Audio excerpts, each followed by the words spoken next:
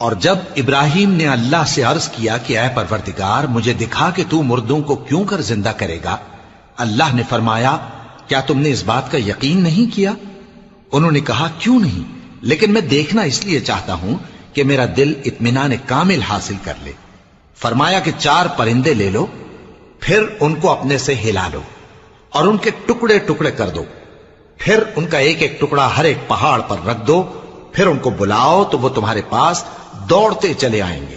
اور جان رکھو کیا ان لوگوں نے زمین میں سیر نہیں کی تاکہ دیکھتے کہ جو لوگ ان سے پہلے تھے ان کا انجام کیسا ہوا، حالانکہ وہ ان سے کہیں زیادہ اور طاقتور اور زمین میں نشانات بنانے کے اعتبار سے بہت بڑھ کر تھے، تو جو کچھ وہ کرتے تھے وہ ان کے کچھ کام نہ آیا۔ اور جب ان کے پیغمبر ان کے پاس کھلی نشانیاں لے کر آئے تو جو علم اپنے خیال میں ان کے پاس تھا اس پر اترانے لگے، اور جس چیز سے تمسخر کیا کرتے تھے اس نے ان کو آ گھیرا۔ پھر جب انہوں نے ہمارا عذاب دیکھ لیا تو کہنے لگے کہ ہم ایک اللہ پر ایمان لائے اور جس چیز کو ہم اس کا شریک بناتے تھے اس سے منکر ہو گئے۔ پھر جب وہ ہمارا عذاب دیکھ چکے اس وقت ان کے ایمان نے ان کو کچھ بھی فائدہ نہ دیا۔ یہ اللہ کی عادت ہے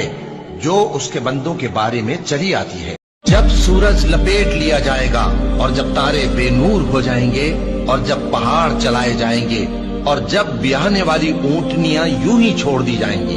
اور جب وحشی جانور جمع کیے جائیں گے اور جب سمندر آگ ہو جائیں گے اور جب روحیں جسموں سے ملا دی جائیں گی اور جب اس بچی سے جو زندہ دفنا دی گئی ہو پوچھا جائے گا کہ وہ کس گناہ کے سبب قتل کر دی گئی، اور جب اعمال کے دفتر کھولے جائیں گے اور جب آسمان کی کھال کھینچ لی جائے گی اور جب دوزخ کی آگ بھڑکائی جائے گی اور جب بہشت قریب لائی جائے گی،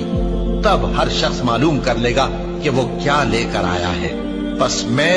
ان ستاروں کی قسم کھاتا ہوں جو پیچھے ہٹ جاتی ہیں اور جو سیر کرتے اور غائب ہو جاتی ہیں، اور رات کی قسم جب وہ پھیلنے لگتی ہے، اور صبح کی قسم جب وہ نمودار ہوتی ہے، کہ بے شک یہ قرآن اس فرشتہ عالی مقام کا سنایا ہوا پیغام ہے جو صاحب قوت ہے، مالک عرش کے ہاں اونچے درجے والا ہے، سردار ہے، ساتھ ہی امانت دار ہے۔ اور مکے والو تمہارے رفیق یعنی ہمارے پیغمبر صلی اللہ علیہ وآلہ وسلم دیوانے نہیں ہیں، اور بے شک انہوں نے اس فرشتے کو آسمان کے کھلے کنارے پر دیکھا ہے،